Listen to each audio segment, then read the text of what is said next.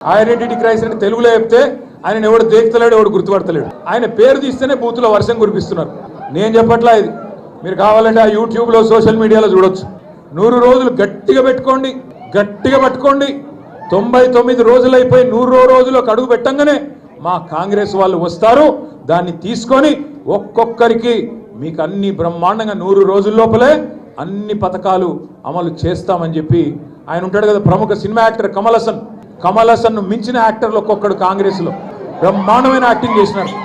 ఏదో అబద్ధ మాటలు చెప్పి ఇష్టం వచ్చినట్టు హామీలు ఇచ్చి అడ్డగోలుగా ప్రజల్ని భ్రమంలో పెట్టి తప్పిదారిన భాగ్యలక్ష్మి బంపడ్రా మాదిరిగా జాక్పాట్ కొట్టారు తప్ప మిమ్మల్ని నమ్మి జనాలు ఎవరు నిజాయితీగా ఓట్లు వేయలేదు, మోసపోయారు. ఇది వాస్తవం, నేను చెప్పట్లా.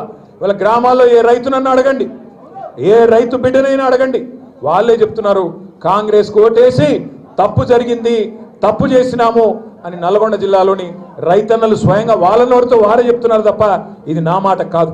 55-60 ఏళ్ళు నాయకత్వం వహించిన కాంగ్రెస్ పార్టీ 2014కు పూర్వం ఏం చేసిందయ్యా నల్గొండకి అంటే, ఒకవైపు మూసి నిండా మురికి నింపి ఒకవైపు గబ్బు లేపింది.